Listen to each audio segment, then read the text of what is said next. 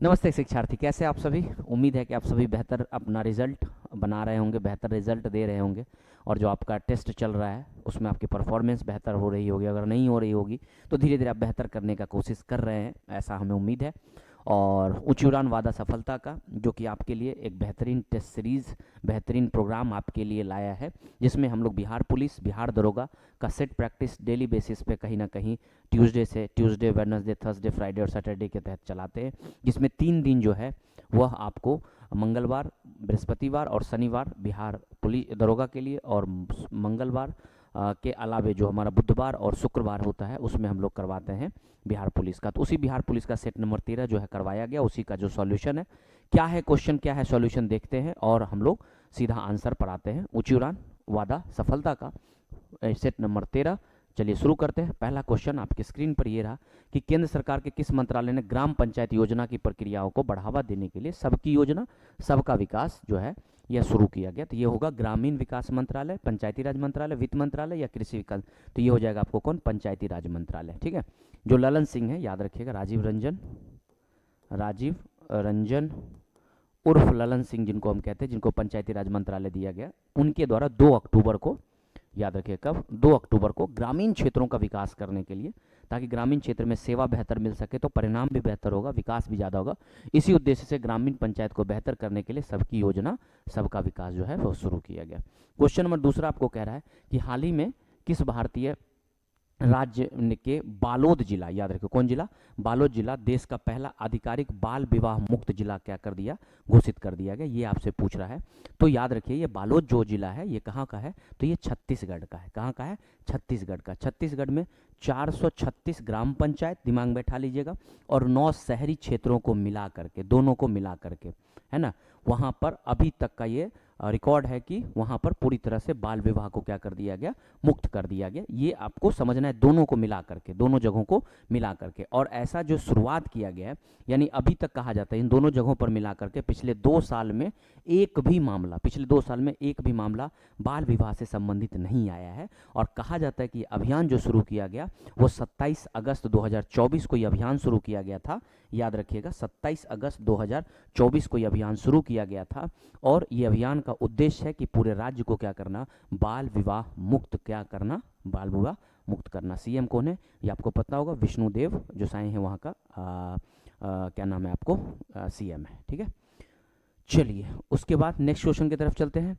नौका पर्यटन को बढ़ावा देने के लिए डॉक एंड डाइन जो है, डॉक एंड डाइन जो है ये गोवा में लाया गया है।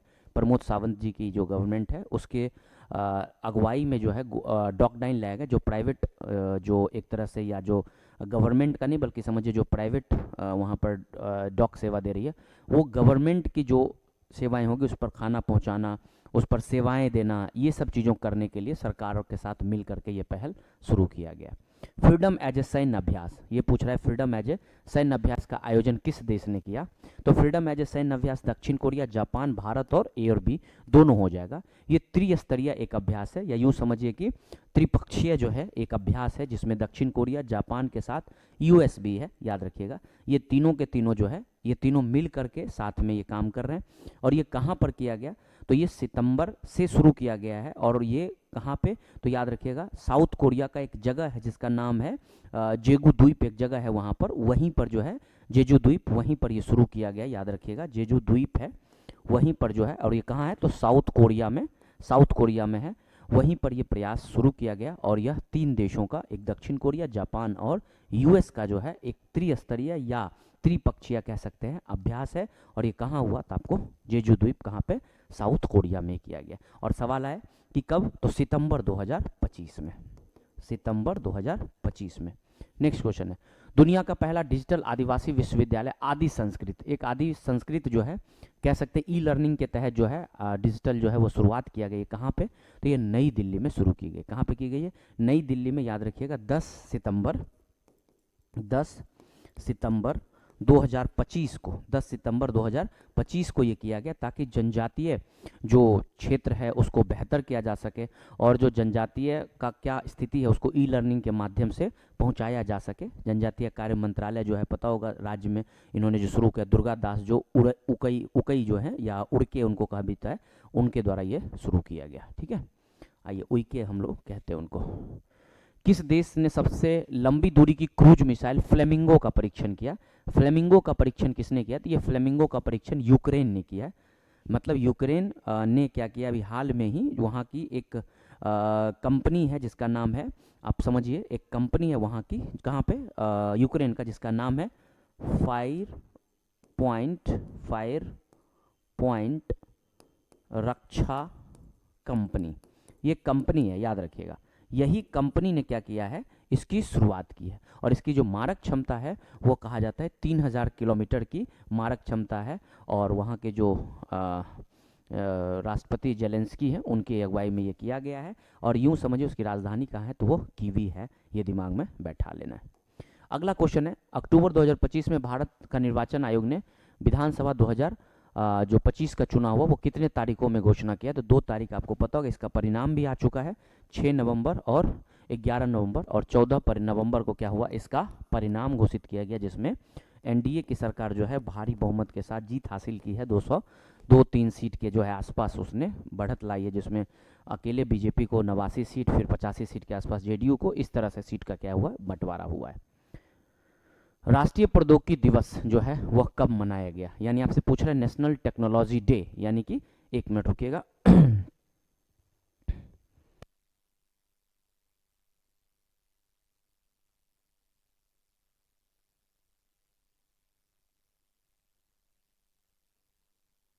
चलिए, तो राष्ट्रीय प्रौद्योगिकी दिवस पूछ रहा है कि कब मनाया गया। तो 10 मई, 11 मई, 12 मई या 13 मई। तो 11 मई को। देखिए क्या हुआ था, जो पोखरण है, आप जानते होंगे पोखरण, जहां पर भारत का परमाणु परीक्षण किया गया था साल 1998 में, उसी डेट को एक तरह से मेमोराइज करने के लिए, उसी डेट को एक तरह से मेमोरेबल बनाने के लिए जो है भारत में 11 मई को क्या किया गया है, एक तरह से नेशनल टेक्नोलॉजी डे के रूप में क्या किया जाता है, मनाया जाता है। और ये कब से मनाया जा रहा है? तो साल 1999 से क्या किया जा रहा है, ये मनाया जा रहा है। दिमाग में बात बैठा लीजिए, जो परमाणु परीक्षण हुआ था उसको लेकर के ये किया जाता है। बिहार में कौन सा शहर है जो राज्य स्टार्टअप इनोवेशन हब बनेगा? तो राज्य स्टार्टअप इनोवेशन हब जो है वो पटना को बनाया जाने वाला है, जो कि पटना, जो कि आईआईटी पटना जो है वहीं के आसपास में जो है इनोवेशन हब बनेगा, जहां पर कई तरह के इनोवेशन से संबंधित कार्य किए जाएंगे। बिहार सरकार ने राज्य में कितने नए प्रौद्योगिकी औद्योगिक क्षेत्र खोलने की, विकसित करने की घोषणा की है? तो कुल जो है 5 नए, ऐसे और बहुत सारे औद्योगिक क्षेत्र हैं, लेकिन 5 नए औद्योगिक क्षेत्र खोलने की घोषणा की गई है, जिसमें आपको सिवान है, सहरसा है, मधेपुरा है, ऐसे जिले में जो है इसको खोले जाने की क्या की गई है, घोषणा की गई है। आई होप आपका क्लियर हो गया होगा यहाँ तक क्वेश्चन। फिर दूसरा क्वेश्चन आपका 11 नंबर, यहाँ से आपका दूसरा पॉइंट शुरू हो गया, यानी कि इंग्लिश का।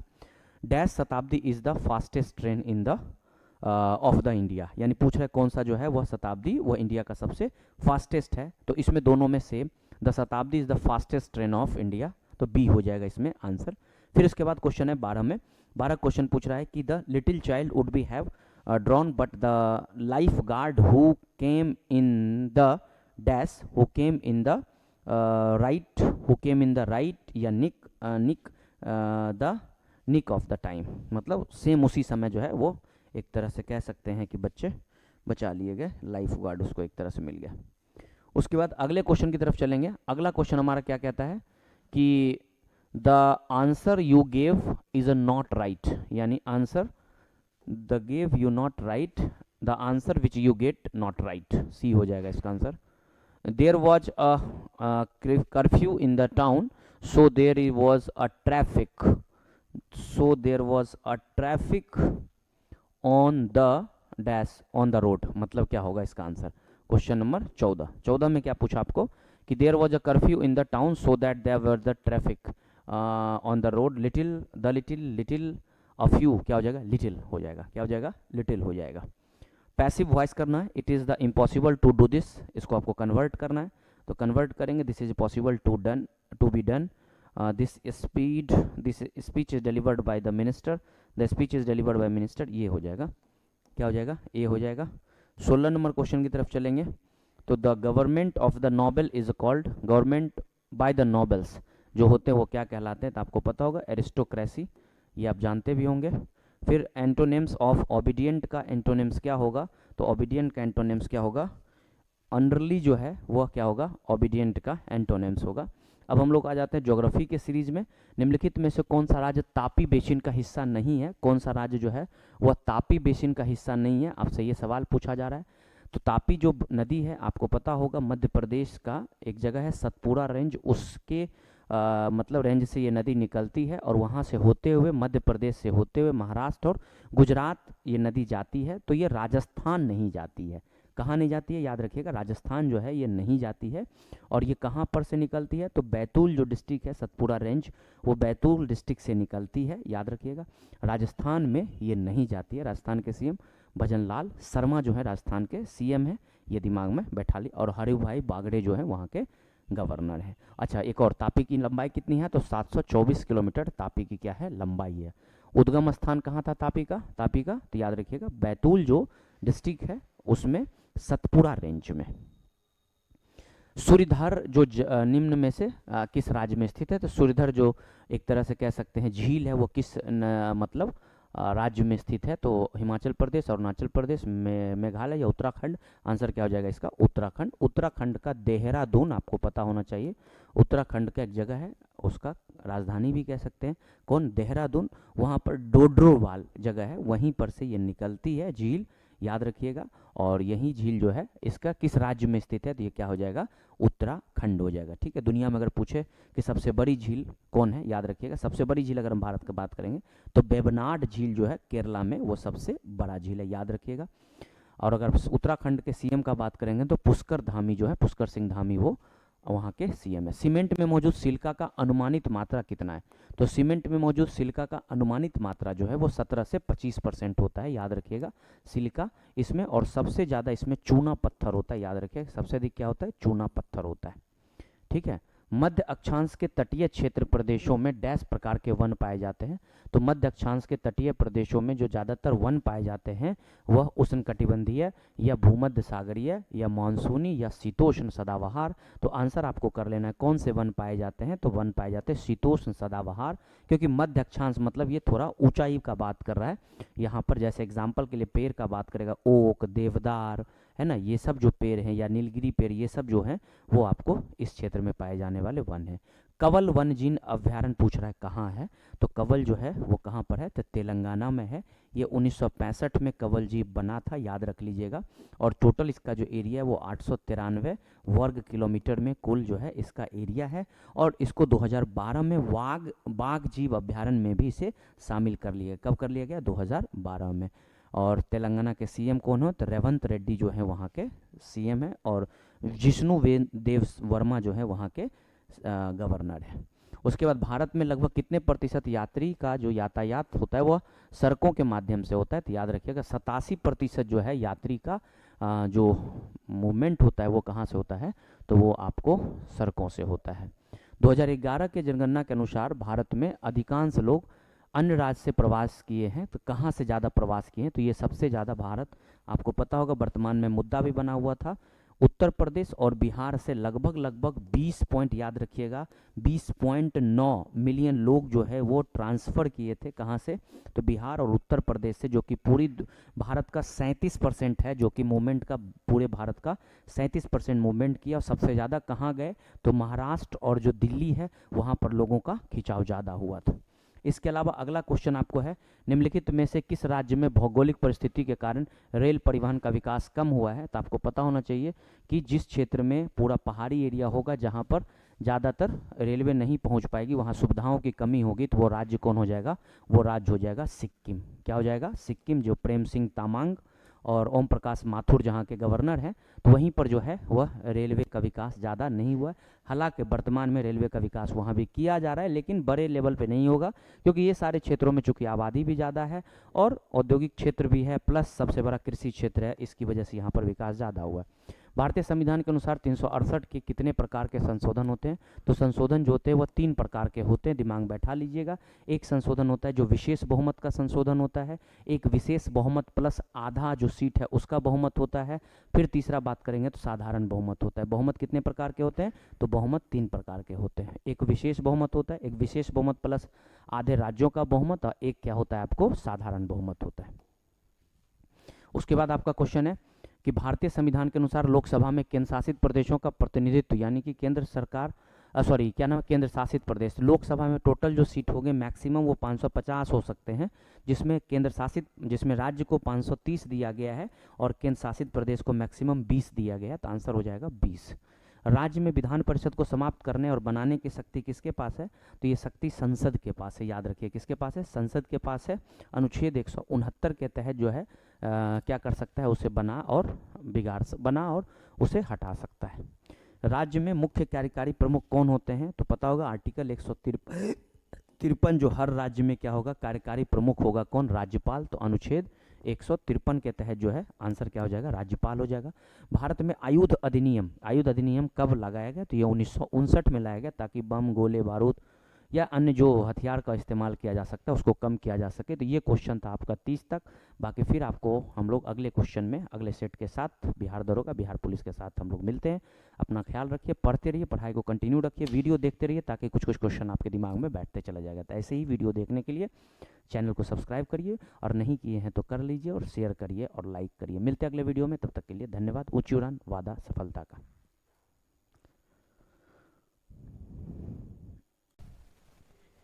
नमस्कार। ऊंची उड़ान का ये प्लेटफॉर्म जहां एक सफलता वादा का एक सिद्धांत लेकर के चला जा रहा है। हम आप एक दूसरे से मिलते हैं, और ये सेट 13 है हमारा, और सेट 13 में हम आज क्वेश्चन आंसर देखने वाले हैं। मेरा नाम आदित्य गौरव है, और अर्थशास्त्र, इतिहास और हिंदी के कुछ पोर्शन को हम लोग साथ में देखेंगे। तो सेट 13 का इतिहास का पहला क्वेश्चन, क्योंकि 30 नंबर तक अभी तक आपने सुमित सर से सारा क्लास कर लिया है, 30 नंबर तक 31वें नंबर से पढ़ते हैं। और बहुत ही ईजी सा प्रश्न है कि हड़प्पा सभ्यता के लोग भारत में सोना कहाँ से लाते थे? बता दें कि हड़प्पा सभ्यता के लोग मेसोपोटामिया से भी करते हुए नजर आए हैं, व्यापार वगैरह किया करते थे। हड़प्पा सभ्यता के लोग सारे जगह से व्यापार किया करते थे, हर क्षेत्र में, हर जगहों से। ओमान से भी वो लोग कपास लेके आ गए, तो हर जगह से वो लोग किया करते थे व्यापार। तो यहाँ पूछा जा रहा है सोना आखिरकार वो कहाँ से लाते थे? तो सोना ये लोग कर्नाटक क्षेत्र से लाते थे। KGF नाम सुने ही होंगे, मूवी देखे होंगे। कोलार गोल्ड माइंस कर्नाटक में ही है, और दक्षिण भारत का एक कर्नाटक जो क्षेत्र है, यहाँ पे हमें नजर आता है कि इन लोगों के द्वारा सोना निकाला जाता था। तो कर्नाटक इसका राइट आंसर होगा, C नंबर इसका राइट आंसर होगा। दूसरे क्वेश्चन की तरफ बढ़ते हैं। ऋग्वैदिक संहिता में कितने मंडल हैं? तो सबसे प्राचीनतम वेद जो माना जाता है ऋग्वेद, इसमें हमें संहिता में कितने मंडल पूछे गए हैं? जैसे कि देखने को मिलता है कि कुल मिला के यहाँ पे 10 मंडल का जिक्र किया गया है, और 10वां मंडल जो है आखिरी मंडल है। और इसी आखिरी मंडल के पुरुष सूक्त में, ठीक है, पुरुष सूक्त में हमें वर्ण व्यवस्था का भी उल्लेख देखने को मिलता है इसी ऋग्वेद संहिता के 10वें मंडल में। तो कुल मिला के हमें 10 मंडल देखने को मिलते हैं ऋग्वेद में। सबसे प्राचीनतम वेद के रूप में जाना जाता है ऋग्वेद को, सबसे प्राचीनतम वेद के रूप में जाना जाता है, प्राचीनतम ग्रंथ के रूप में जाना जाता है। 10 मंडल इसमें टोटल है, याद रखना है।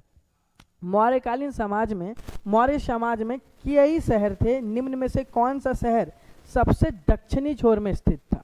ऑप्शन देख लेते हैं, पूछा जा रहा है सबसे दक्षिण में। तो जैसे कि ये मान लेते हैं भारत है, मौर्य साम्राज्य भारत के बहुत बड़ा एरिया पे विस्तार किया हुआ था। सबसे दक्षिण में ये पूछ रहा है कि कौन था दक्षिण वाले क्षेत्र में। ये उत्तर हो गया हमारा, ये दक्षिण वाले क्षेत्र में पूछ रहा है। तो गिरनार जो है वो गुजरात में है, याद रखना। आप पूछ कहाँ कर रहा है? पूछ रहे हैं ये लोग दक्षिण का, तो गिरनार तो नहीं होगा। टोपरा हमारा छत्तीसगढ़ के पास है, ध्यान रखना है। टोपरा जो ये है वो छत्तीसगढ़ के पास है, तो हरियाणा छत्तीसगढ़ वो तो जगह पता ही होगा, ठीक है। तो टोपड़ा जो है वो हरियाणा में है, और रूपनाथ जो है वो छत्तीसगढ़ में है, ठीक है। तो ये सारी चीज़ आप कॉपी में लिख लीजिएगा प्लीज़, कि टोपड़ा जो है वो हरियाणा में है और रूपनाथ जो है वो छत्तीसगढ़ में है। अब ब्रह्मगिरी सबसे दक्षिण में हमें देखने को मिलता है, क्योंकि ये कर्नाटक वाले क्षेत्र में नज़र आता है, इसीलिए सबसे दक्षिण में अगर कोई पूछ रहा है तो वो ब्रह्मगिरी आंसर होगा, जो दक्षिण भारत के कर्नाटक में अवस्थित था। तो ध्यान रखना है, गिरनार गुजरात में है, टोपरा हरियाणा में है, रूपनाथ छत्तीसगढ़ में है, और वहीं हमारा जो ब्रह्मगिरी है वो हमें देखने को मिलता है कर्नाटक, जो सबसे दक्षिण में स्थित था। आगे बढ़ते हैं हम लोग 35वें नंबर की तरफ, 34वें नंबर की तरफ, कि हर्षवर्धन के दरबारी कवि कौन थे? तो यहाँ पर बात किया जा रहा है दरबारी कवि का। कादम्बरी इनकी रचना थी, ये भी याद रखना है प्लीज़, आप लोग कॉपी में लिख लीजिएगा कि जो हर्षवर्धन के दरबार में जो राज्य कवि थे उनके द्वारा कादम्बरी भी लिखा गया है, और इन्हीं के द्वारा हर्षवर्धन के ऊपर एक चरित्र भी लिखा गया, हर्षचरिता। तो ये इन्होंने इन 2 पुस्तकों की रचना की थी और ये हमारे थे वान भट्ट। तो याद रखना है ये 3 क्वेश्चन आपसे अगर कभी भी पूछा जाए कि कादंबरी ग्रंथ के लेखक कौन है, कादंबरी की रचना किसने की है, या हर्षचरिता की रचना किसने की है, या फिर हर्षवर्धन के दरबारी कवि कौन थे, तो इन तीनों का आंसर क्या होगा, वान भट्ट ही देखने को मिलता है। इसलिए राइट आंसर क्या है, वान भट्ट होगा। अब आगे बढ़ते हैं हम लोग अपने दूसरे क्वेश्चन के तरफ, 35वें नंबर की तरफ, कि निम्नलिखित दिल्ली सल्तनत शासकों में किसने दक्षिण भारत को जीतने के लिए मलिक काफूर को नियंत्रण करने के लिए अपनी सेना भेजी थी।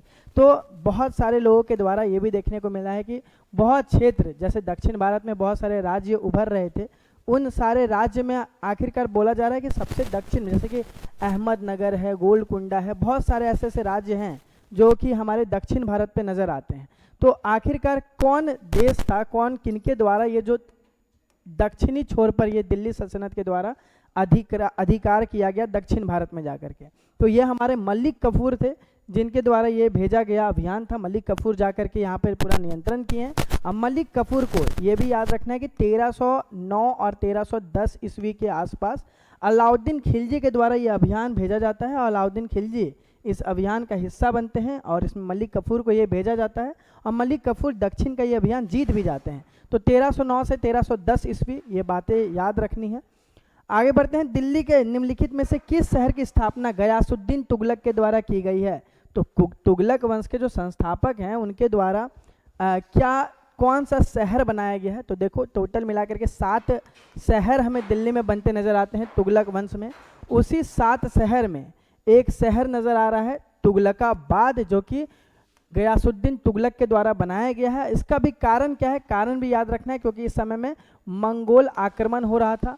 ठीक है, तो मंगोल आक्रमण से बचने के लिए तुगलकाबाद का निर्माण किया गया। इसको बहुत अच्छे से किलाबंदी भी किया जाता है, तो ध्यान रखना है, क्योंकि यहाँ पर आक्रमण के कारण अपने शहर को बचाने के लिए ये अभियान भेजा गया था, तुगलकाबाद का निर्माण किया गया था। तो ये सारे क्वेश्चन हमें देखने को मिलते हैं। निम्नलिखित में से किसने शाहजहां ने अपने मुगल सिंहासन का अपना उत्तराधिकारी घोषित किया था। तो ध्यान रखना है, कंफ्यूज नहीं करना है कि शाहजहां जो हैं उन्होंने किनको उत्तराधिकारी घोषित किया है। ये क्वेश्चन पूछा जा रहा है किनको उन्होंने चुना था। वो अलग बात है कि गद्दी पे आ जाते हैं, औरंगजेब शासन कर रहे हैं, वो अलग चीज़ है, लेकिन यहाँ सवाल कुछ अलग है। सवाल ये पूछा जा रहा है कि किन्हीं ने, शाहजहां ने किनको चुना था। ठीक है, तो शाहजहां ने दारा सिखों को चुना था, ध्यान रखना है, दारा सिखों को चुना था। ठीक है, तो यहाँ पे क्वेश्चन थोड़ा सा और फेर है, क्वेश्चन पे एक बार ध्यान देना कि पूछा जा रहा है कि उत्तराधिकारी के रूप में किनको चुना गया है। तो चुनने के रूप में हमें दारा सिखों नजर आते हैं और आगे चल करके लड़ाई जो है वो हमें अलग देखने को मिलती है। ये क्वेश्चन बार बार पूछा जा रहा है, तो मतलब बहुत ही इंपॉर्टेंट सवाल भी होगा हमारे लिए।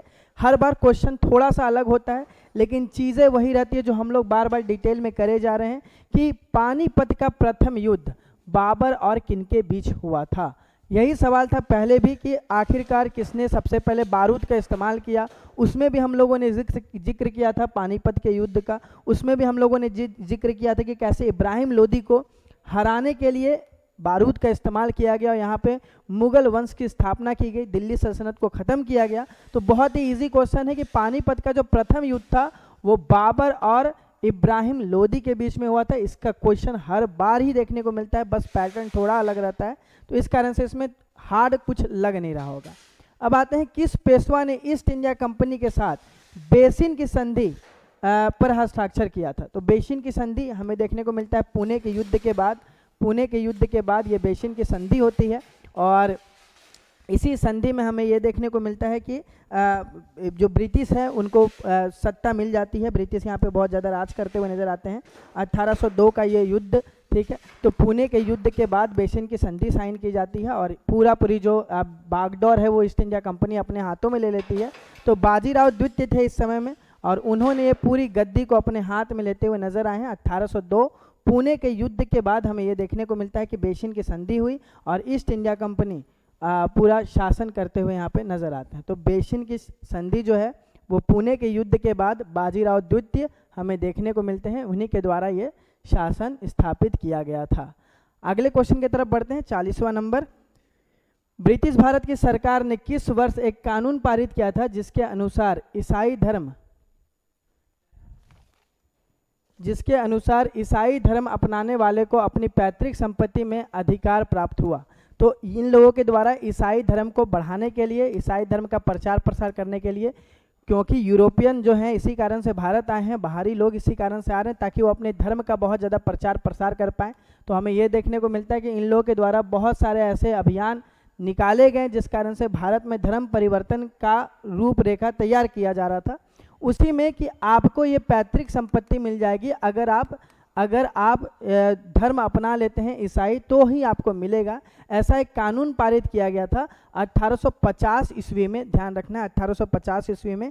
इस समय जो गवर्नर हैं हमारे डलहौजी हैं और उन्हीं के द्वारा ये कानून बनाया गया है। कानून में सिंपल से एक रूपरेखा तैयार किया जा रहा है कि अगर कोई इंसान ईसाई धर्म को अपनाता है तो फिर उसको पैतृक संपत्ति का भी अधिकार मिल जाएगा। तो ईसाई धर्म को बढ़ाने के लिए ये 1850 ईस्वी में इसको लाया गया था। तो राइट आंसर 1850 होगा।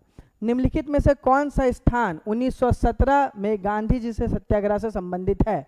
फिर से वही सवाल हमें देखने को मिल रहा है कि गांधी जी का जो सत्याग्रह हुआ है, जहाँ पे हम लोग पहले भी बात कर चुके हैं, चंपारण, खेड़ा, ठीक है, और हमारे ये जो चंपारण, खेड़ा, अहमदाबाद, ये जो हम लोग जिक्र कर रहे हैं कि 17-18 में जो ये पूरी जो सत्याग्रह चलाया जा रहा है, तो 1917 में गांधी जी का ये अभियान कहाँ पर चला था? तो ध्यान रखना है कि गांधी जी 1915 में भारत आ रहे हैं और फिर भारत आने के बाद उन्होंने 1 साल बस भारत पे भ्रमण किया है। 1916 में उन्होंने बीएचयू में अपना भाषण दिया और उसके बाद फिर लखनऊ में भाषण देने के बाद 1917 में वो कहाँ जाते हैं? अपने बिहार के मिट्टी चंपारण में जाते हैं और इसीलिए इसका राइट आंसर क्या होगा? चंपारण इसका राइट आंसर होगा। तो कहाँ है हमारा चंपारण? ऑप्शन देख लेते हैं एक बारी। तो चंपारण 1917 पूछ रहे हैं, तो खेड़ा, अहमदाबाद तो 1918 होगा। सिंपल सा जवाब है कि खेड़ा 1918 होगा, अहमदाबाद भी 1918 होगा और चंपारण हमारा क्या है? राइट आंसर है, क्योंकि बारडोली 1928 में हमको देखने को मिलता है, किसान आंदोलन, ठीक है। तो ध्यान रखना है कि चंपारण इसका राइट आंसर होगा। निम्नलिखित में से किस स्थान पर 7 अगस्त 1905 को स्वदेशी आंदोलन का औपचारिक घोषणा की जाती है? तो बता दें कि 1905 में कर्जन के द्वारा बंगाल का विभाजन कर दिया गया और इस बंगाल विभाजन के बाद हमारे ही देश को 2 भागों में बांटा गया। एक बंगाल जैसे राज्य का 2 भागों में विभाजन हुआ। इस विभाजन को देखते हुए बहुत ज़्यादा लोगों के मन में एक राष्ट्रवाद सी जागी। सबको को लगा कि ये फूट डालो, नीति करो है, ठीक है। तो इसी के बाद से हमें देखने को मिलता है क्या कि लड़ाई की शुरुआत होती है। तो 7 अगस्त 1905 को ये औपचारिकता हो जाती है और लोग जो है स्वदेशी आंदोलन की मांग करने के लिए निकल जाते हैं। और ये मांग जो है वो हमारा कहाँ से हो रहा है? ये मांग हो रहा है कलकत्ता से। क्यों? क्योंकि ये किससे रिलेटेड है? ध्यान रखना है, बंगाल विभाजन से है। तो बंगाल विभाजन कहाँ पर है? तो कलकत्ता। तो ध्यान रखना है कलकत्ता टाउन हॉल में ये स्वदेशी आंदोलन की घोषणा की गई कि अब हम लोग बस अपने ही सामानों का इस्तेमाल करेंगे और बाहरी सामान नहीं लेंगे। तो ध्यान रखना है। आगे बढ़ते हैं। ईस्ट इंडिया कंपनी की सेना के संबंध में निम्नलिखित में से कौन सा युग्म सही है?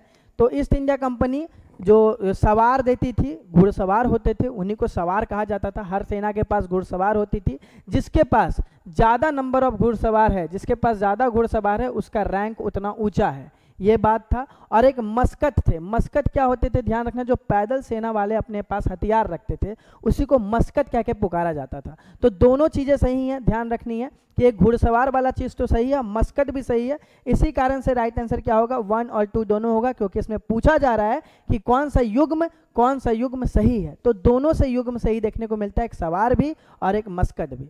आते हैं सर्वेंट्स ऑफ इंडिया कि निम्नलिखित में से कौन नेता का मौलिक विचार था? तो ये बता दिए 1905 में सर्वेंट्स ऑफ इंडिया सोसाइटी की स्थापना की जाती है 1905 ईस्वी में। और ये हमारे गांधी जी के गुरु भी हैं, ध्यान रखना है, महात्मा गांधी जी के गुरु भी हैं, जिन्होंने महात्मा गांधी के राजनीतिक गुरु के रूप में काम किया, जिनको हम लोग महात्मा गांधी के राजनीतिक गुरु के नाम से याद रखते हैं। तो वो हमारे गोपाल कृष्ण गोखले हैं। ध्यान रखना है, गांधी जी के राजनीतिक गुरु भी रह रहे हैं और साथ ही साथ उन्होंने सर्वेंट्स ऑफ सोसाइटी की स्थापना भी की है। तो बड़ा ही इजी सवाल था।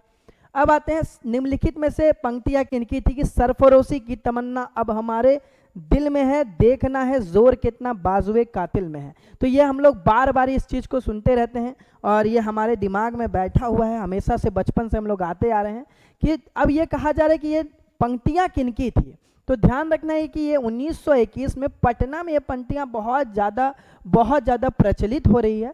इसको लिखने वाले बिस्मिल अहमदरुद्दीन है, ठीक है, उनके द्वारा इसकी रचना की गई है, अजीमावादी के द्वारा, बिस्मिल अजीमावादी के द्वारा, ठीक है, बिस्मिल अजीमावादी के द्वारा इनकी रचना की जा रही है। लेकिन इसको प्रचलित किनके द्वारा किया गया है, तो वो राम प्रसाद बिस्मिल होंगे। ध्यान रखना है, राम प्रसाद बिस्मिल ने इनको प्रचलित किया और भगत सिंह, सुभाष चंद्र बोस, रासबिहारी बोस नहीं होंगे। तो ध्यान रखना है, राम प्रसाद बिस्मिल के द्वारा इसको प्रसिद्ध किया जा रहा है। लेकिन 1921 में इसको लिखने वाले हमारे बिस्मिल अजीमावादी हैं, ठीक है। तो बिस्मिल अजीमावादी के द्वारा इसकी रचना की गई है उर्दू भाषा में। ये भी बात को ध्यान रखना है कि उर्दू भाषा में इसकी रचना की जाती है। अब आते हैं, लैंड होल्डर सोसाइटी की स्थापना किस वर्ग के देखभाल की हितों में की गई थी। सवाल ही बहुत इजी है। लैंड होल्डर्स मतलब क्या होता है कि जमीन को कौन जो अपने हाथों में रखे हुए हैं उन्हीं को लैंड होल्डर्स कहा जाता है। तो 1838 में कलकत्ता में द्वारिका टैगोर के द्वारा, ठीक है, ध्यान रखना, 1838 में द्वारिका टैगोर के द्वारा इसकी स्थापना की जाती है। और ये जो है जमीन को जिन्होंने अपने हाथों में रखा हुआ है वो कौन है हमारे, वो है हमारे जमींदार। तो ध्यान रखना, लैंड होल्डर सोसाइटी की स्थापना कलकत्ता में 1838 में द्वारिका टैगोर के द्वारा जमींदार के पक्ष में रख करके स्थापना की गई थी। तो बड़ा ही इजी सवाल है हमारा कि इन्हीं के द्वारा की गई थी। आगे बढ़ते हैं।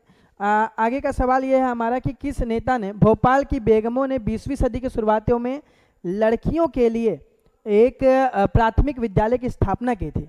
तो बता दिए पुणे में इसकी स्थापना हो रही है और इसमें महिलाओं को पढ़ाने का बात किया जा रहा है कि महिलाएं पढ़ेंगी, ठीक है। तो कुदरीसा, सिकंदर, शाहजहां, ये सारे कोई मिलकर के इसकी स्थापना करते हैं, ठीक है।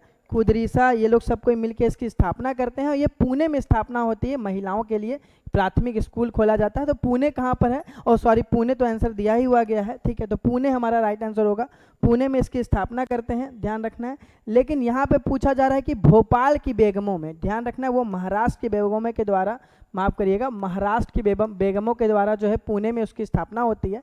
लेकिन भोपाल में अलीगढ़, ठीक है, अलीगढ़ में प्राथमिक विद्यालय महिलाओं के लिए दिया जाता है। तो ये अलीगढ़ इसका राइट आंसर है, अलीगढ़ में इसकी स्थापना की जाती है। पुणे में जब बात किया जा रहा है तो भोपाल की बेगम नहीं, वो सावित्रीबाई फुले के द्वारा स्थापना किया गया है। आते हैं, किस नेता ने CR फॉर्मूला दिया है। CR फॉर्मूला बता दे, ये हम माना जाता है कि इस फॉर्मूला के तहत हम लोगों के द्वारा ये किया गया है, क्या बोलता है उसको, कि कैसे आखिरकार पैसा लेना है, टैक्स लेना है, इसके ऊपर बात किया जा रहा है। 1944 में इसको राजा जी फॉर्मूला भी कह के पुकारते हैं, ध्यान रखना है। CR फॉर्मूला रहे या राजा जी फॉर्मूला रहे, दोनों अगर आंसर रहता है तो इसमें होगा CR, राजगोपालाचारी। तो बहुत इजी क्वेश्चन था क्योंकि इसमें CR ऑलरेडी दिया हुआ है। तो CR मतलब क्या होता है हमारा, राजगोपालाचारी, ठीक है। 1944 में ऐसे ही देने वाले हमारे CR गोपालाचारी हैं। 49 नंबर पे आते हैं, पूंजीवादी अर्थव्यवस्था का मुख्य लक्ष्य क्या है। तो पूंजीवादी अर्थव्यवस्था का मुख्य लक्ष्य हमें क्या देखने को मिलता है, ये पूंजीवादी है। पूंजीवादी में सब आदमी क्या चाहते हैं कि प्रशासनिक मूल्य ना रहे, आर्थिक आयोजन ना हो, निजी स्वामित्व ज़्यादा रहे। ध्यान रखना है कि सार्वजनिक किसमें होगा, सार्वजनिक जब सामाजिक गतिविधियां ज़्यादा हो जाती है तब। लेकिन पूंजीवादी अर्थव्यवस्था बड़ा ही इजी सवाल है, जहां पे सिर्फ निजी कंपनियों को ज़्यादा रखा जाएगा। तो इस कारण से इसका राइट आंसर क्या होगा, निजी स्वामित्व इसका राइट आंसर होगा। 50वें नंबर पर आते हैं, भारत अर्थव्यवस्था की विशेषता क्या है। भारत अर्थव्यवस्था की विशेषता है कृषि में प्रधानता, उद्योगों में प्रधानता, न्यूनतम प्रति आय या बृहद बेरोजगारी। तो ध्यान रखना है, उद्योगों की प्राथमिकता हमारी कभी भी ऐसी ये सोच नहीं रही थी, इसीलिए ध्यान रखना है कि हमारा 1, 3 और 4 इसका राइट आंसर होगा, ठीक है। तो 1, 3 और 4 कहाँ पे देखने को मिल रहा है, यहाँ पर, ठीक है। क्योंकि हम लोगों ने उद्योग के ऊपर शुरुआत में बात नहीं किया था, हम लोगों ने कृषि, सबकी आय बढ़नी चाहिए और साथ में बेरोजगारी खत्म होना चाहिए, ये सिद्धांत लेकर के भारतीय अर्थव्यवस्था चली थी। तो इस कारण से इसका राइट आंसर क्या होगा, 1, 3 और 4। तो इसलिए हमको क्या मिलेगा, AB। याद रखना, उद्योग हमारा लक्ष्य नहीं था। आगे बढ़ते हैं 51 नंबर की तरफ। निम्नलिखित में से कौन सा क्षेत्र अर्थव्यवस्था में द्वैतरिक क्षेत्र के रूप में अंतर्गत में सम्मिलित है? मतलब समझ रहे हैं, प्राथमिक में जो प्राकृतिक के द्वारा होता है और यहाँ पूछा जा रहा है द्वैतिक। मतलब क्या कि जो प्राकृतिक के द्वारा नहीं, प्राकृतिक से कोई सामान निकाले और उसके बाद फिर हम उसको क्या कर रहे हैं, उसके बाद हम उससे कुछ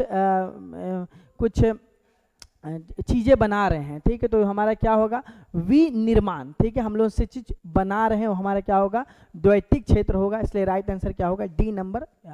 52 नंबर की तरफ आते हैं। गरीबी की संस्कृति का विचार प्रस्तुत किसके द्वारा किया गया है?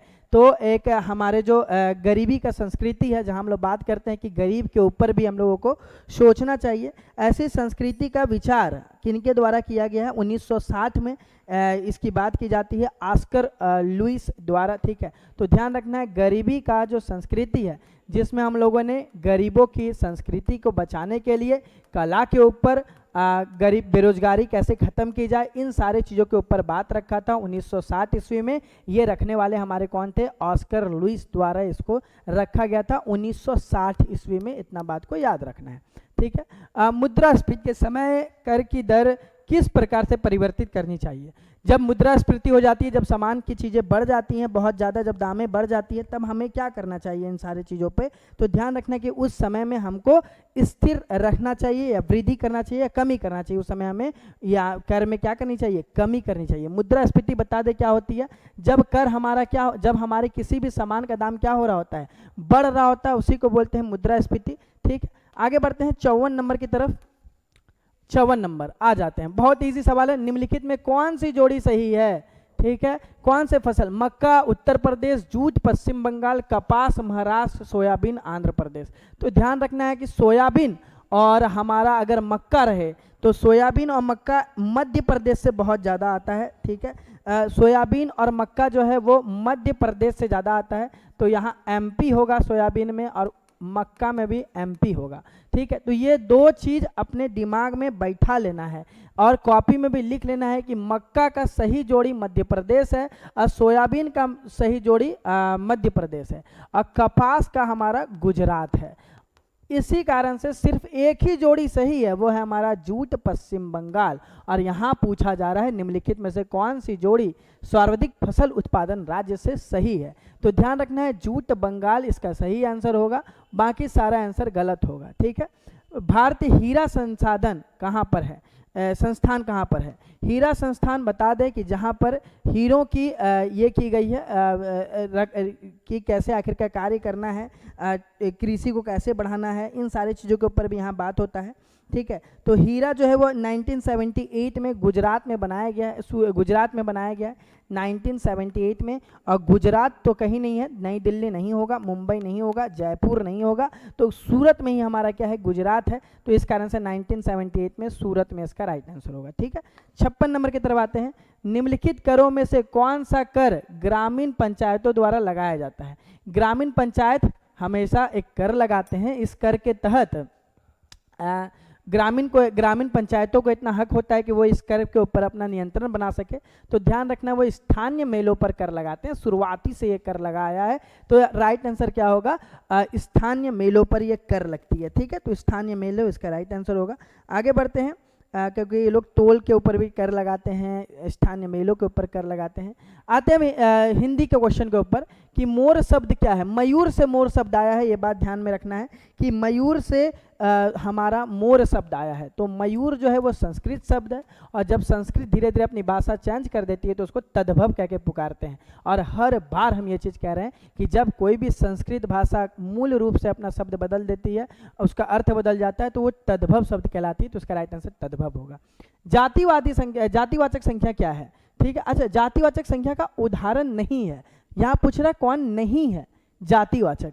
गाय जातिवाचक हो गई, नदी किसी एक का बात नहीं कर रहा तो नदी भी इसमें हो गई, शहर कोई एक शहर का बात नहीं हो रहा तो जातिवाचक में हो गया।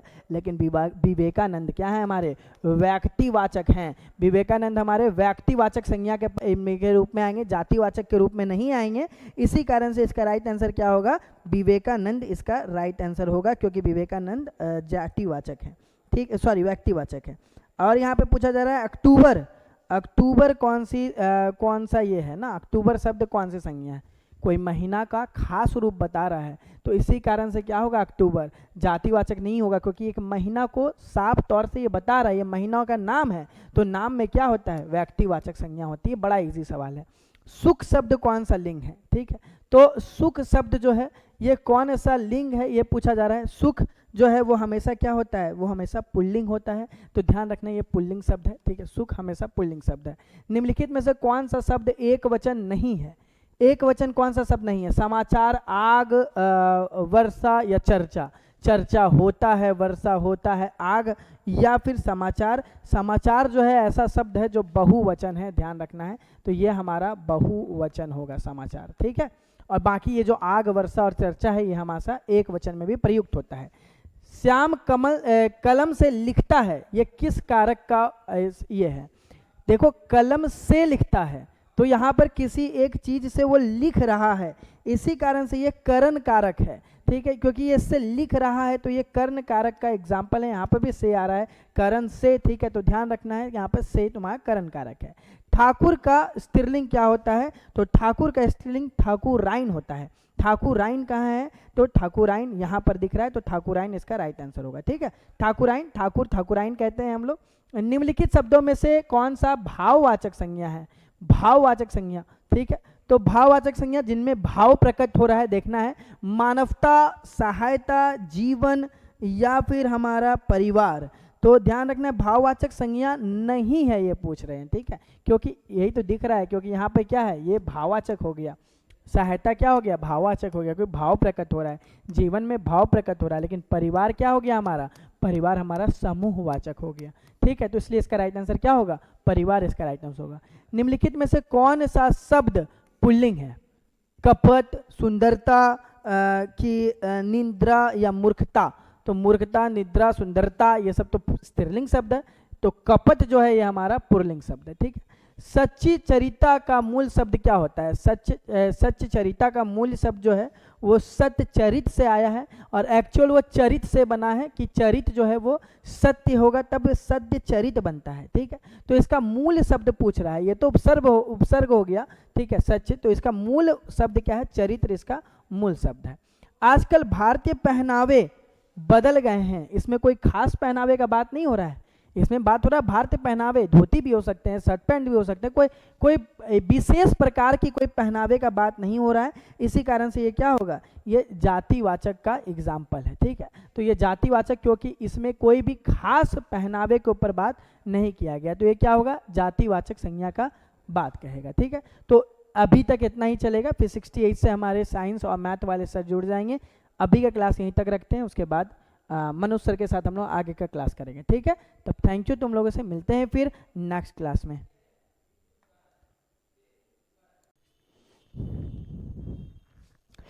जय हिंद मेरे दोस्त, मेरे भाई बहन, आप सभी का स्वागत है आज के इस ऊंची उड़ान के सफलता सीरीज में। तो आज हम बात करने वाले हैं बिहार कांस्टेबल का सेट नंबर 13 के बारे में। हाँ जी दोस्तों, इसमें मैं आपको मैथ और साइंस का पोर्शन कवर कराने वाला हूं।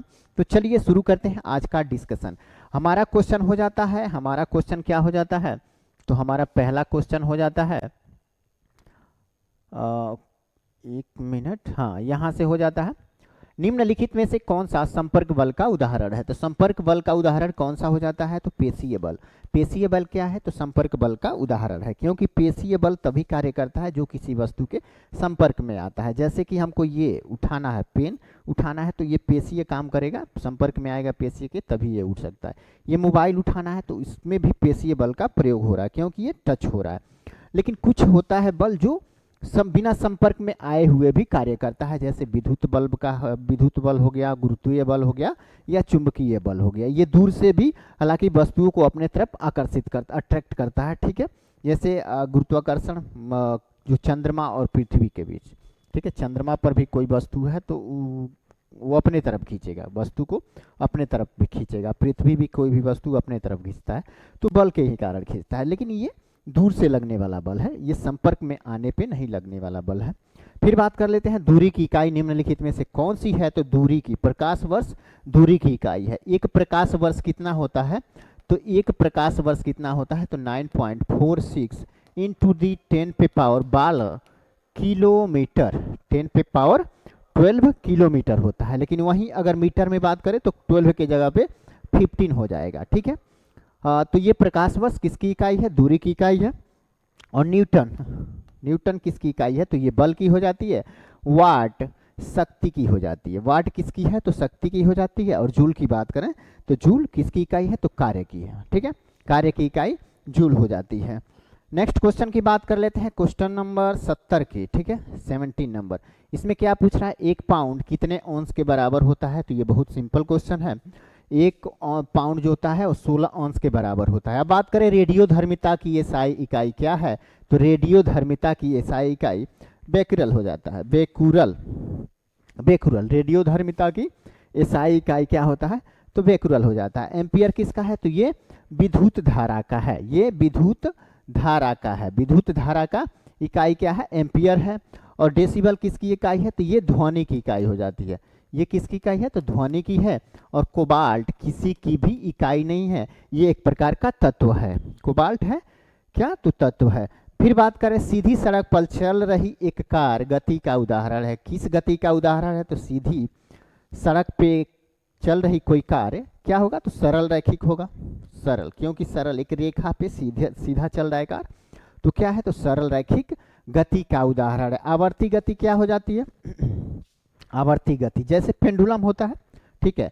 पेंडुलम पहले क्या है, यहाँ से यहाँ जाता है, फिर यहाँ जाता है, मतलब एक जगह से दो जगह घूमते रहता है, वो आवर्त गति है। तो ये सीधी रेखा में तो नहीं गति कर रहा है, ये सीधी रेखा में नहीं गति कर रहा, तो ये आवर्ती गति हो गया। वक्रीय क्या है, तो वक्रीय यही है, गोल गोल घूमता है, जैसे ऐसे गोल गोल घूमे तो ये वक्रीय हो जाता है। यादृच्छिक क्या होता है, यादृच्छिक इसका कोई निश्चित आकार नहीं होता, किसी भी रास्ते, जैसे हवा के अणुओं का अणु जो होते हैं वो किसी भी रास्ते चल देते हैं, ठीक है, तो ये यादृच्छिक होता है, इसका अनिश्चित एक तरह से गति होता है। फिर बात कर लेते हैं मिल्केन के ऑयल डॉप में, यहाँ ध्यान से क्वेश्चन को समझिएगा। मिल्केन के ऑयल डॉप में डॉप प्रयोग में तेल की बूंद ऐसी बल के अधीन होती हैं जिनकी प्रकृति निम्नलिखित श्रेणी में नहीं है। तो यहाँ क्या बोल रहा है, मिल्केन के ऑयल, जो मान लो कोई तेल है, तेल की बूंद गिराई जाती है, तो उस पर कौन कौन से एक तरह से बल कार्य करते हैं उसकी बात कर रहा है। कौन नहीं करता है यहाँ पे, ठीक है, कौन नहीं कहता है उसको छटना है, इसमें उसको चूज करना है। तो विद्युत स्थैतिक कार्य करता है, ये कार्य करता है। श्यानता कार्य करेगा, तभी तो ऊपर से गिरते वक्त कोई भी द्रव की बूंदें गोल होती हैं, श्यानता के कारण ही, ठीक है। हालांकि फिर बात करें गुरुत्वाकर्षण, गुरुत्वाकर्षण बल भी उस पर कार्य करता है, क्योंकि ऊपर से नीचे धरती पे गुरुत्वाकर्षण बल के कारण ही आता है।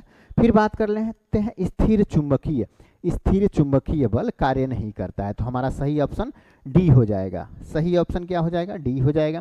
नेक्स्ट क्वेश्चन की बात कर लें, तो निम्नलिखित में से कौन से सेल का उपयोग घड़ियों में नहीं किया जाता है, तो कौन सा सेल, लेड एसिड सेल, ये बड़े उपकरण में कार्य किए जाते हैं, ठीक है, बड़े उपकरण में कार्य किए जाते हैं। जैसे क्या हो जाता है कार हो गया, कार के बैटरी हैं वहाँ पे प्रयोग कर लिए जाते हैं, यूपीएस में कर लिए जाते हैं, मतलब बड़े बड़े जो उपकरण हैं वहाँ पे इसका प्रयोग होता है।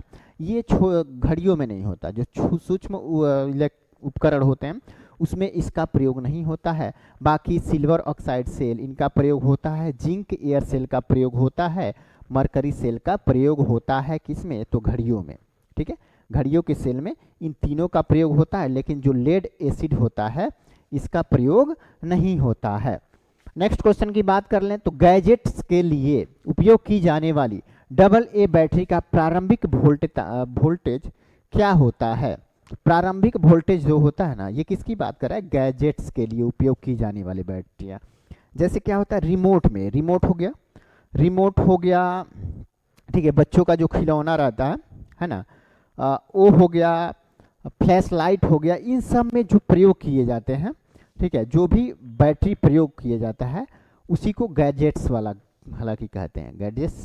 गैजेट्स के लिए उपयोग जो भी वस्तु है उसको AA बैटरी कहते हैं। इसका वोल्टेज, प्रारंभिक वोल्टेज पूछ रहा है, तो कितना हो जाएगा, तो वो हो जाएगा 1.5 वोल्टेज हो जाता है, ठीक है, 1.5। अगर बात करें ये हमारा मोबाइल की बैटरियों का, तो वो होता है 1.2 वोल्टेज, है ना, उतना ही होता है। लगभग,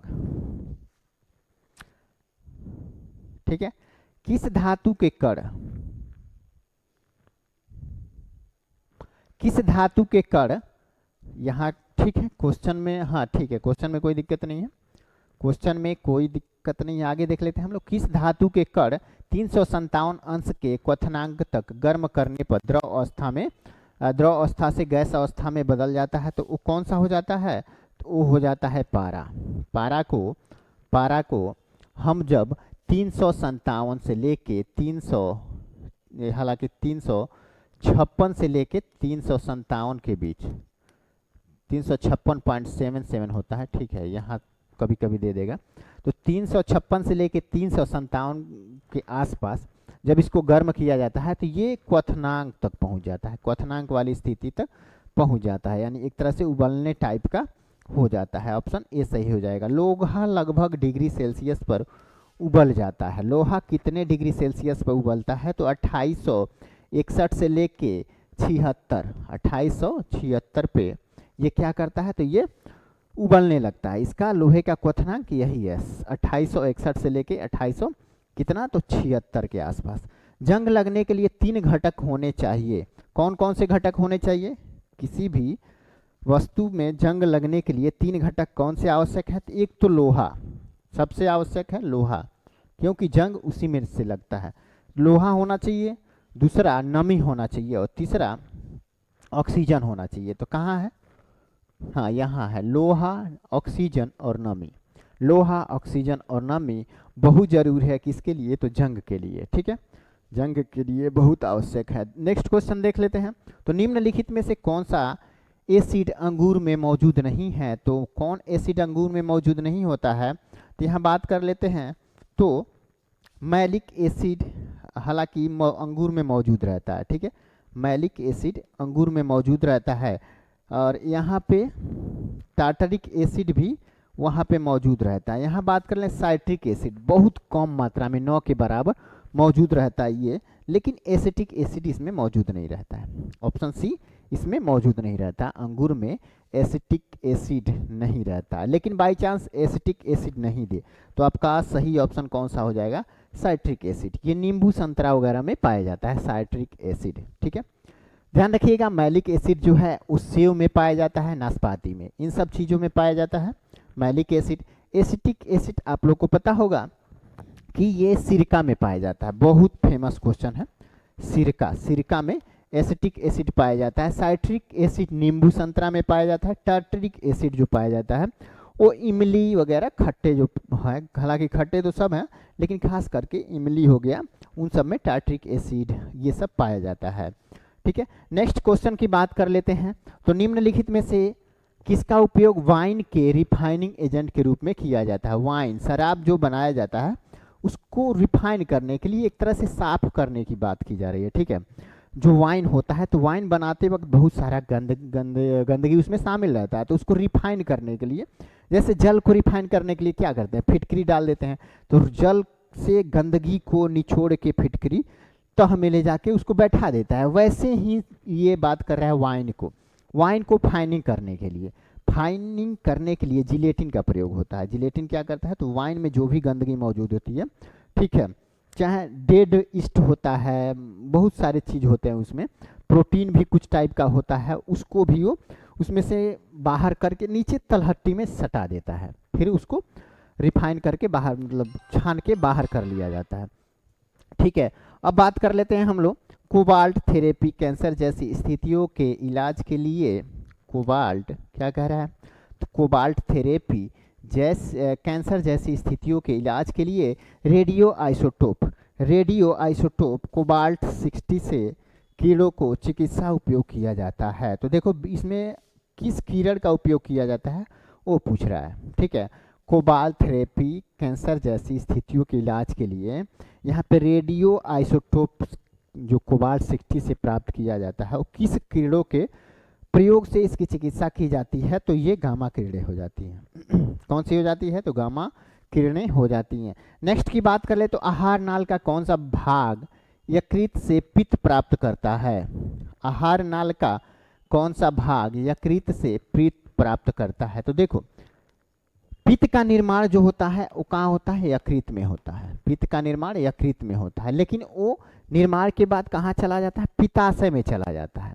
लेकिन जब भोजन को या वसीय पदार्थों को पचाना रहता है इमल्सीकरण के लिए, क्या करता है, तो पित्ताशय पित्त को स्रावित करता है और कहाँ छोड़ देता है, छोटी आंत में। ठीक है, तो छोटी आंत में इसको छोड़ दिया जाता है। ठीक है, छोटी आंत में इसको छोड़ दिया जाता है। ओके, ठीक है। अब बात कर लेते हैं नेक्स्ट क्वेश्चन की बात कर लें तो लेड क्रोमेट जो विषैला और कैंसरकारी होता है, पाउडर की मिलावट के लिए प्रयोग किया जाता है। ठीक है, ये मिर्च पाउडर में हालांकि यह मिलावट की जाती है। ठीक है, लेड क्रोमेट मिर्च पाउडर में ही मिलाया जाता है। फिर बात करते हैं जीवाणुओं में किस प्रकार का अनुकूलन देखा जाता है। जो जीवाणु होते हैं, ये क्वेश्चन रिपीट किया हुआ है, जीवाणुओं में किस प्रकार का अनुकूलन देखा जाता है जब वे विभिन्न प्रकार की मोटी भित्ति वाले बीजाणु बनाते हैं, तो ये फोटोकॉपी करते हैं, यानी संरूपण, अपने ही समान दूसरे बैक्टीरिया को ये जन्म देते हैं। तो ये संरूपण इसमें सही आंसर हो जाएगा। नेक्स्ट देख लेते हैं, ओक के पेड़ में दृढ़ फल को क्या कहते हैं। ओक का जो पेड़ होता है, ओक का वृक्ष आप तो देखे होंगे, उसका जो दृढ़ फल होता है, नट होता है, उसको क्या कहते हैं, उसको एकॉर्न कहते हैं, यानी बलूत का फल कहा जाता है। क्या कहा जाता है, तो बलूत का फल कहा जाता है। नेक्स्ट क्वेश्चन देख लेते हैं, निम्नलिखित में से कौन एक फूल का भाग नहीं है। तो फूल का भाग कौन सा नहीं है, पेटियोल्स नहीं हो जाता है। पेटियोल्स क्या है, फूल का भाग नहीं। पर्णवृंत जिसको कहते हैं हिंदी में पर्णवृंत, ठीक है, पर्णवृंत है, वो फूल का भाग नहीं है, ये पत्ती का भाग हो जाता है। बाकी पुंकेसर, बाह्यदल तो फूल का ही जो नीचे वाला हिस्सा होता है, हरा हरा वाला भाग, ठीक है, वो बाह्यदल रहता है। नीचे का जो होता है, ऊपर तो फूल रहता है, उसके जस्ट नीचे वो बाह्यदल होता है। पुंकेसर और स्त्रीकेसर ये किसके भाग है, ये फूल के ही भाग हैं, लेकिन पर्णवृंत ये पत्ते वाला भाग हो जाता है। ठीक है, नेक्स्ट क्वेश्चन हम लोग देख लेते हैं। नेक्स्ट क्वेश्चन कहाँ चला गया, हाँ यहाँ चला गया। ठीक है, निम्नलिखित में से कौन सी जड़ शीर्षस्थ विभाज्योतक में मध्य परत है जो प्रांतस्था को जन्म देती है। प्रांतस्था को जन्म देने वाला कौन सा हो जाता है, तो पेरीबेलम हो जाता है। ठीक है, पेरीबेलम हो जाता है।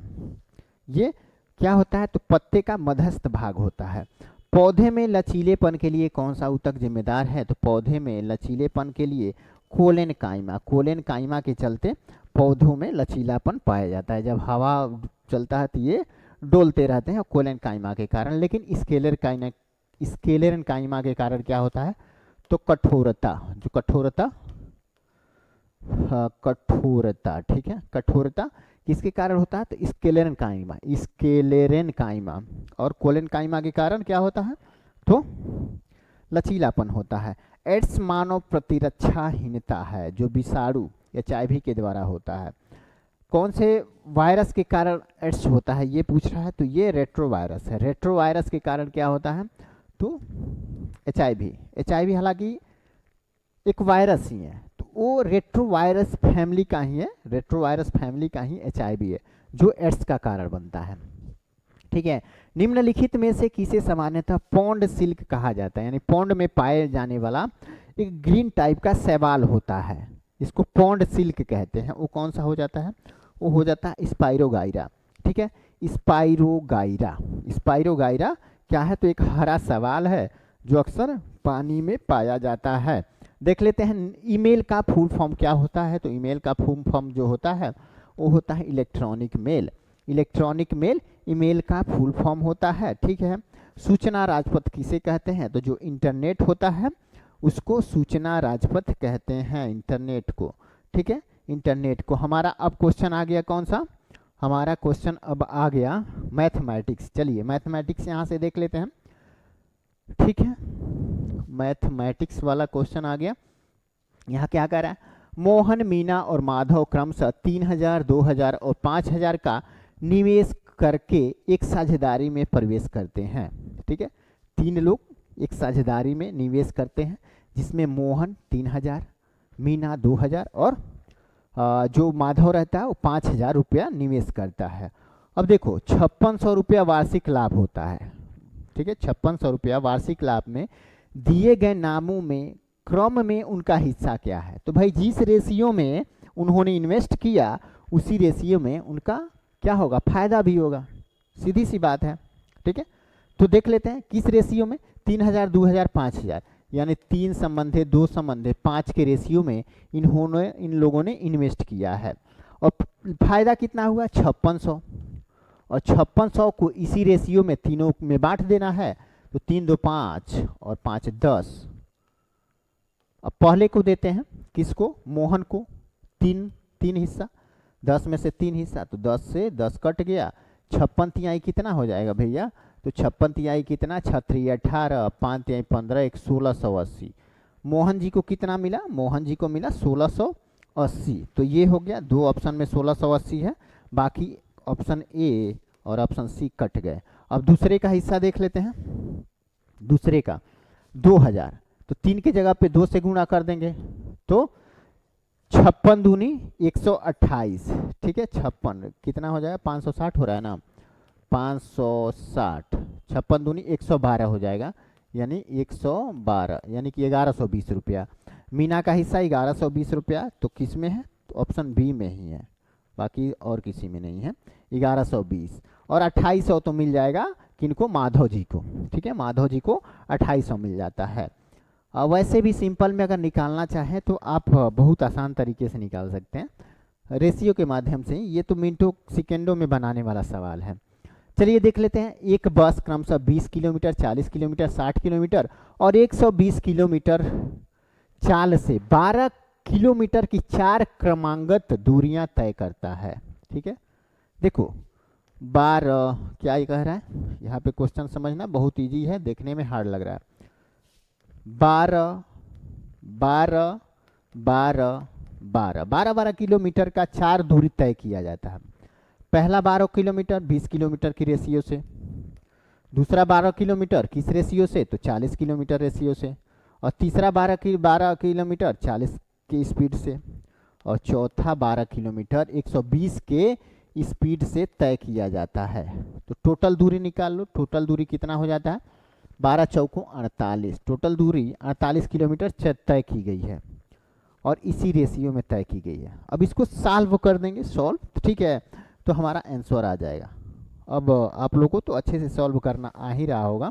इसका एलसीएम निकाल दें नीचे वाले का, तो 120 हो जाएगा, ठीक है। और फिर इसको जोड़ लेते हैं। 6 बार 6 के 72 प्लस 40 से कितनी बार में? 3 बार में, तो 36 प्लस, ठीक है, 40 40 4 3 12, यहाँ पे 60 रहेगा ना, हम 40 लिखे हैं, 60 रहेगा। 6 दूनी 12 और 12 दूनी 24, यहाँ पे 24 हो जाएगा। और फिर क्या हो जाएगा? ये 120 से तो एक ही बार में कटेगा, तो प्लस 12 हो जाएगा। सबको जोड़ देते हैं ऊपर वाला। 12 24 36 हो गया, 36 72 72 144। तो ये क्या हो जाएगा? ऊपर तो 48 किलोमीटर रहेगा ही, नीचे क्या हो जाएगा? तो 144 बटे 120, तो 120 ऊपर चला गया ऊपर, तो क्या हो जाएगा? 48 गुणे 120 बटे 144, ठीक है। हाँ, तो कैसे कट जाएगा? ओके, कैसे कट जाएगा? एक मिनट। 48 तियाँ 144 और 3 से ये 40 बार में कट जाएगा, तो ये 40 किलोमीटर आ जाएगा, ठीक है। औसत चाल कितना हो जाएगा? 40 kmph। नेक्स्ट क्वेश्चन देख लेते हैं। दो संख्याओं का लघुत्तम समापवर्तक उनके महत्तम समापवर्तक के 14 गुने के बराबर है। अब देखो यहाँ क्वेश्चन थोड़ा समझोगे, समझ में बहुत ईजी है। दो संख्याओं का लघुत्तम समापवर्तक उसके महत्तम समापवर्तक और महत्तम समापवर्तक के 14 गुना के बराबर है। देखो एलसीएम यहाँ पे दे रहा है और एचसीएफ क्या कर रहा है? दो संख्याओं में से लघुत्तम समापवर्तक क्या है? तो महत्तम समापवर्तक के यानी कि एचसीएफ के 14 गुना है। तो एचसीएफ मान लेते हैं हम यक्स, तो इसके 14 गुना क्या हो जाएगा? एलसीएम, तो ये 14 गुना हो जाएगा। और ये जिस तरह का क्वेश्चन दिया है ना, क्या दिया है कि यदि एक संख्या 36 है और उसके लघुत्तम समापवर्तक और महत्तम समापवर्तक का योग 270 है तो दूसरी संख्या क्या है। ये सिंपल फार्मूला पे सेट हो जाता है। कैसे? तो एक होता है पहला संख्या, पहली संख्या गुणे दूसरी संख्या, ये फार्मूला, बटे एलसीएम गुणे एचसीएफ, ऐसे ही हो जाता है। ये ऊपर करके सॉल्व कर लीजिए या वो नीचे, ठीक है, ऐसे कट जाएगा। इसमें से 3 दिया रहेगा और एक पूछ देगा तो आप लोग आसानी से निकाल लोगे। पहली संख्या गुणे दूसरी संख्या बटे एलसीएम गुणे एचसीएफ, या एलसीएम गुणे एचसीएफ बटे पहली संख्या गुणे दूसरी संख्या, ऐसे ही निकाला जाता है। तो यहाँ पहली संख्या तो दिया है, मान लो पहली संख्या दिया है 36, हमको क्या निकालना है, दूसरी संख्या यहाँ पूछ दिया है क्वेश्चन में कि दूसरी संख्या ज्ञात कीजिए। तो दूसरी संख्या, ये हमारा क्वेश्चन है, ठीक है, क्वेश्चन। अब यहाँ पे एलसीएम एचसीएफ ये तो ऑलरेडी दिया हुआ है, बस हमको निकाल देना है। कैसे? तो एलसीएम यदि एचसीएफ यदि x है तो एलसीएम 14x है, तो दोनों को जोड़ दिया जाए तो हो जाएगा ये कितना, 15x। और 15x कितने के बराबर है, तो यहाँ कितनी संख्या दी गई है, 1 मिनट, 270। 270, तो 270 को हम 15 से डिवाइड कर देते हैं, 15 से डिवाइड कर देते हैं, और जब इसको 1 से गुणा करेंगे तो एचसीएफ आ जाएगा और 14 से गुणा करेंगे तो एलसीएम आ जाएगा। सिंपल सी बात है। तो 15 ये 18 बार में कट गया, ठीक है, 18 बार में। तो 18 को 14 से गुणा करेंगे, 14 से, तो कितना हो जाएगा, 252, और ये हो गया एलसीएम, और एचसी का एचसीएफ हो जाएगा 18।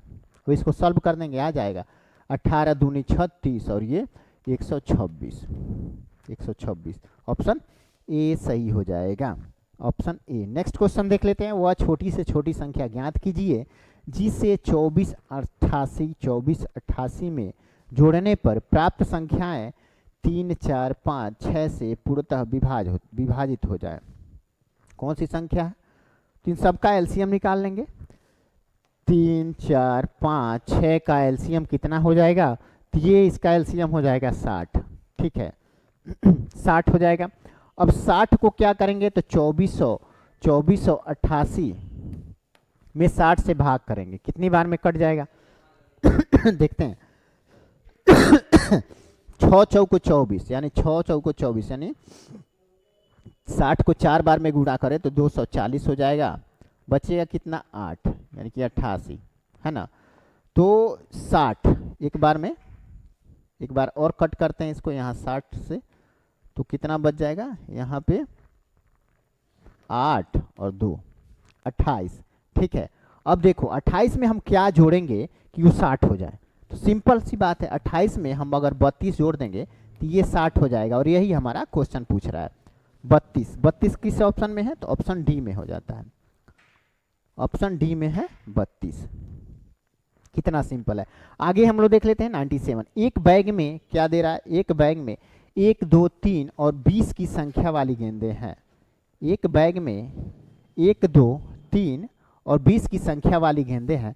बैग में यादृच्छिकता एक गेंद निकाली जाती है।